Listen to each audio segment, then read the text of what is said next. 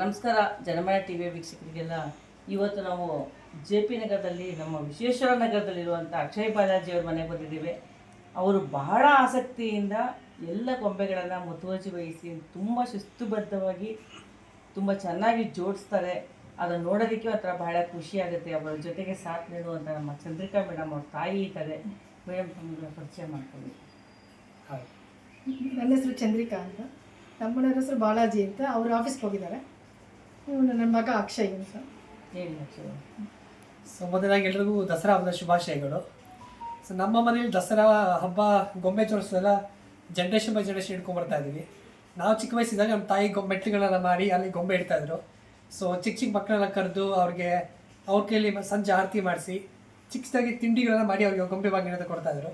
So ನಾವು ಕಾಲೇಜಿಗೆ ಬಂದಮೇಲೆ ಗೊಂಬೆಗಳನ್ನ ಕಲೆಕ್ಷನ್ ಜಾಸ್ತಿ ಮಾಡಿ ಹಾಗೆ ನಾವು ಈ ಪದ್ಧತಿನ ಫಾಲೋ ಮಾಡ್ಕೊಂಡು ಬರ್ತಾಯಿದ್ದೀವಿ. ನಮ್ಮ ಮನೇಲಿ ವಿಶೇಷ ಅಂದರೆ ಮಣ್ಣಿನ ಗೊಂಬೆನೂ ಇಡ್ತೀವಿ. ಅದ್ರ ಜೊತೆಗೆ ಈ ಮಹಾಭಾರತ ರಾಮಾಯಣ ಬರುತ್ತಲ್ಲ, ಸೊ ಅದರಲ್ಲಿ ಯಾವುದೋ ಒಂದು ಕಾನ್ಸೆಪ್ಟ್ ತೊಗೊಂಡು ಒಂದು ಮಾಡೆಲ್ ಮಾಡಿ ಡಿಸ್ಪ್ಲೇ ಇಡ್ತೀವಿ. ಸೊ ಈ ವರ್ಷ ಗೋವರ್ಧನಗಿರಿ ಕಾನ್ಸೆಪ್ಟ್ ಮಾಡಿಟ್ಟಿದ್ದೀವಿ. ಸೊ ಬನ್ನಿ ಗೊಂಬೆ ಹೋಗೋಣ. ವೀಕ್ಷಕರೇ ಬನ್ನಿ, ಈಗೆಲ್ಲರೂ ಗೊಂಬೆನ ವೀಕ್ಷಣೆ ಮಾಡೋಣ.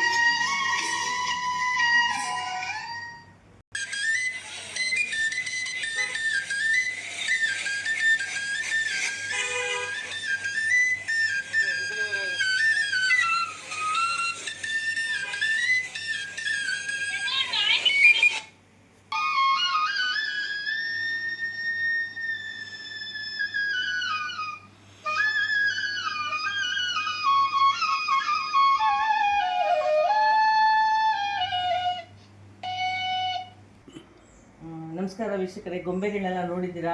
ನಿಮಗೂ ಭಾಳ ಸಂತೋಷ ಆಗಿದೆ ಅಂತ ಭಾವಿಸ್ತೇವೆ. ನೀವು ಬನ್ನಿ ಗೊಂಬೆಗಳನ್ನು ನೋಡಿ ಅಂತ ಹೇಳ್ತಾ ಮೇಡಮ್ ತಮಗೆ ನಮಸ್ಕಾರ. ನಮಸ್ಕಾರ.